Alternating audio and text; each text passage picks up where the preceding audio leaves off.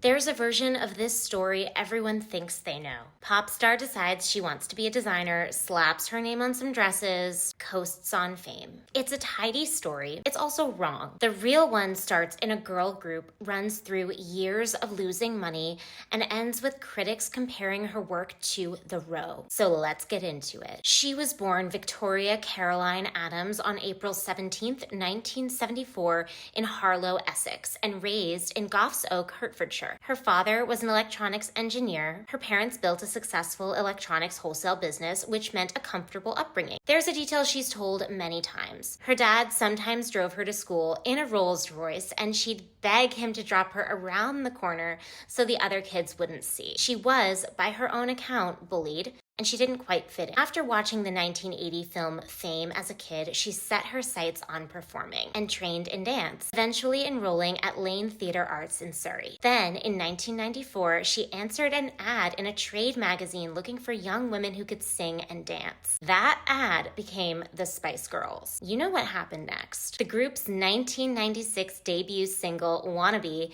hit #1 in dozens of countries, and the Spice Girls became a genuine global phenomenon.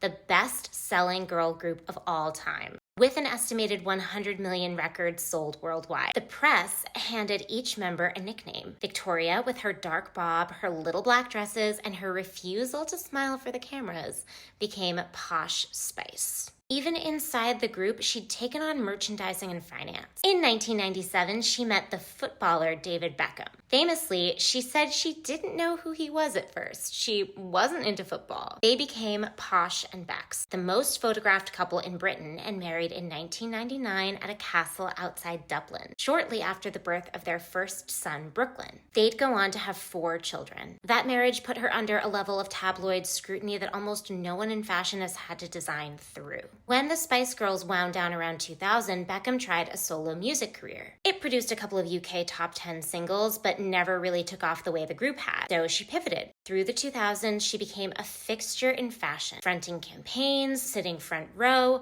popularizing designer Roland Mouret's work, building credibility in the industry before she ever sold a garment of her own. And in September 2008, she launched it, an eponymous label. The debut wasn't a splashy runway. It was the opposite. She presented her first collection at New York Fashion Week as a tight edit of 10 body-conscious dresses shown privately to journalists and buyers in a suite at the Waldorf. She walked them through the construction of each one, numbered in the order she'd designed them. The point was clear. This was about the clothes, not the celebrity. The fashion establishment wasn't buying it. The reception ranged from polite to